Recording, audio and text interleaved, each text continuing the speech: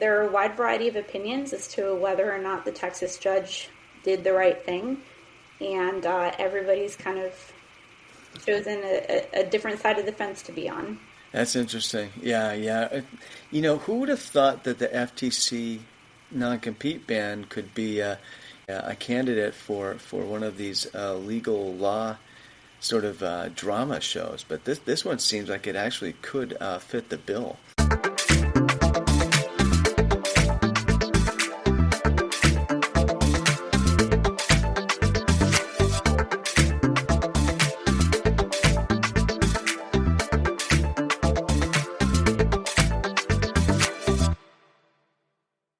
Well, welcome everybody to this episode of the Small Talk Window podcast, where the host and guest have a small window of time to dispense with a small talk as quickly as possible and settle into a meaningful information. Well, we will share meaningful information, but a meaningful conversation about the world of work. So, welcome, Jocelyn. You are the CEO and founder of Virtual HR, and you're a multiple-time guest on the podcast. Welcome. Thank you. Thanks very much for having me, Brent. Oh, yeah, absolutely. We have 2 other episodes in the queue, but we decided to bump this one up because it's kind of current events, a little bit urgent, kind of maybe good news, at least from a workload standpoint, this sort of thing. We're going to talk about the FTC ban on non-competes. There was a stay in court, I believe, in Texas, and now the future of it is a little bit in flux. That might be a little bit of a charitable way of saying it. I don't know. What's going on? Because I know you guys had a whole sort of workflow set up for your customers to help them figure out how to submit this information correctly to the federal government. What's going on here? Yeah, well, when the FTC had passed this ruling, one of the requirements of HR practitioners was that we had to send a notice to all current and former employees up to a certain date that their non-compete clause in their employment agreement was now null and void, and that had to be done by September 4th of this year. But everybody was kind of holding off on doing that because there was a lot of drama around this non-compete ban. People had a variety of opinions about it, and so we did have some organizations, like for example the Small Business Chamber of Commerce, that were appealing it, and so it was heard everywhere. But what really matters is actually what the federal judge in Texas passed, I think last week or earlier this week even, I can't remember anymore. I can't either. You know what, I think it was, well, it doesn't matter. It was either really early this week or, no, it was late last week. I recall now. It was around Thursday or Friday, but it was definitely an 11th hour kind of thing, wasn't it? It was, and the reason why it was struck down, there were a couple of reasons. The first is the judge didn't feel like the FTC had any jurisdiction, essentially, to pass something like this. They didn't feel like it was in their realm of responsibilities. And then the judge also said that the ruling in itself was, and I quote, arbitrary and capricious, which cracked me up when they use words like capricious. But, really what it came down to is this was kind of a blanket non-compete, where really nobody would have a non-compete except certain senior executives who essentially, if they made a certain amount of money, I think is around $150,000, and they had a role in which they participated or influenced the development of policies in the workplace, they were the only ones who were exempt from this. Otherwise, everybody else would have no longer had a non-compete. And of course, some of the concerns that businesses have revolve around, intellectual property and competitors maybe taking confidential information from a former employee to be more competitive with that organization, which is why no matter what, your confidentiality and intellectual property agreements with your employees should always be airtight to protect you from that. But there are a wide variety of opinions as to whether or not the Texas judge did the right thing, and everybody's kind of chosen a different side of the fence to be on. That's interesting. Yeah. Who would have thought that the FTC non-compete ban could be a candidate for one of these legal law sort of drama shows, but this one seems like it actually could fit the bill. I would watch that show.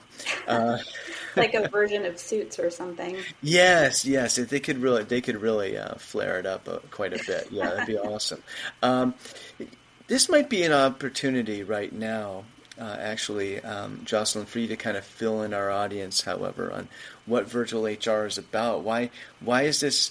Why is this something that's of particular interest to virtual HR? How does this involve virtual HR? How would it have involved virtual HR? Sure. Well, we're an employment and labor law compliance solution. So what our software does is it analyzes what federal, state, and local employment and labor laws apply to specific employees on different tasks like leave or termination, onboarding, pay changes, etc. And then we kind of give general legal guidance to HR professionals on what they need to do to be compliant with those laws. And of the many features that we offer, one of them is our legal updates feature. So as these laws pass, we're always keeping our customers up to date on the latest and greatest. But we also have an automated task solution as well, where when these laws pass, sometimes there are action items HR needs to take, like they have to provide written notice of the law to an employee, or they have to provide a new updated sick leave poster.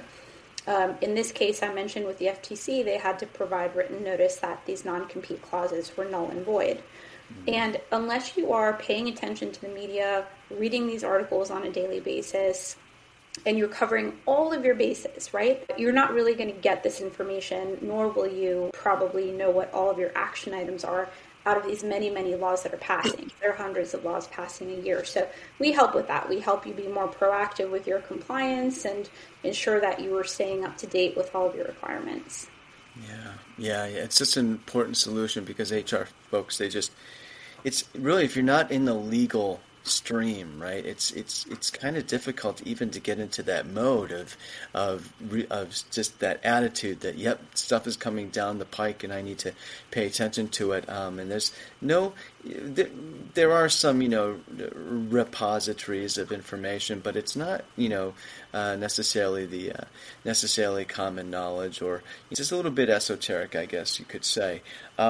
This FTC ban, though, on the non-competes that went one way and then the other way and then the other way. It was kind of a caricature of the moving target that HR folks face or are trying to hit with their arrows, right, when they're trying to comply. And even though this one was sort of exaggerated, was very sort of, I guess it was pronounced in its volatility and unpredictability, right? At the same time, HR folks really are facing challenges like this on a daily basis, aren't they? This episode is brought to you by LinkedIn. Psst, healthcare pros, word's out, and it's too good to keep quiet. Look, LinkedIn is revolutionizing job hunting, making it possible to search by specialty, shift preference, and salary. Endless scrolling is out. Whether it's a mental health therapist or dental hygienist, finding the perfect role is faster and easier than ever. Head to linkedin.com/healthcare and start your search today. Tonight on NBC, Jimmy Fallon and Bozoma St. John host the highly anticipated new competition show. I hired 10 creatives from all walks of life. They will be battling it out to see who can impress the world's biggest brands. This is a huge opportunity. This is the battle for the next big idea. This is not play. We're spending millions of dollars. I'm so excited to embark on this adventure with all of you. May the best idea win! On Brand with Jimmy Fallon, series premiere tonight on NBC.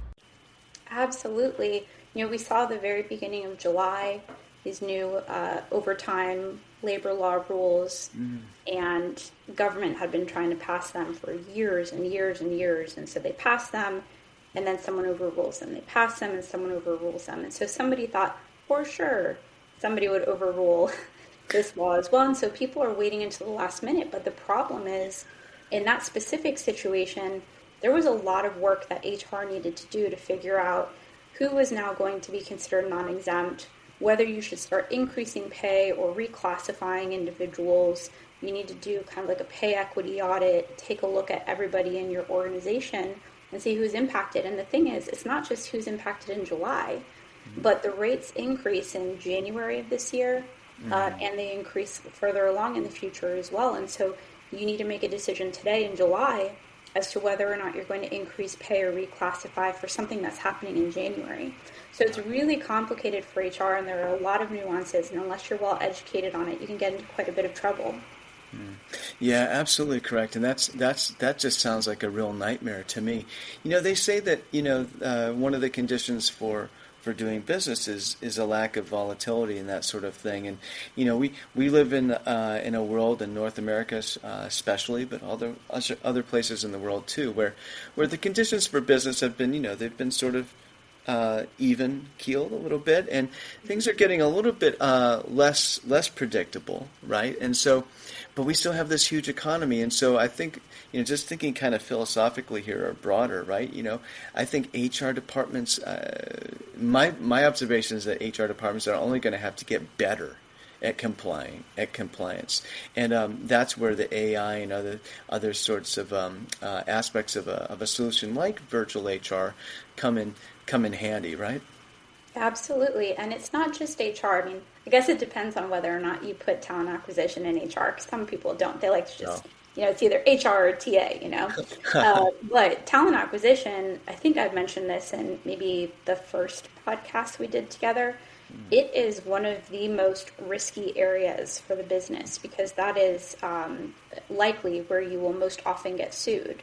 And so you really have to know, as a recruiter, as a manager of recruiters, etc., what legal requirements you have to meet and what restrictions exist as well, because it isn't just federal law. You also have to consider state and locality, and it isn't based on where you do business. It's based on where that candidate is. So it's challenging and, again, super important to get right.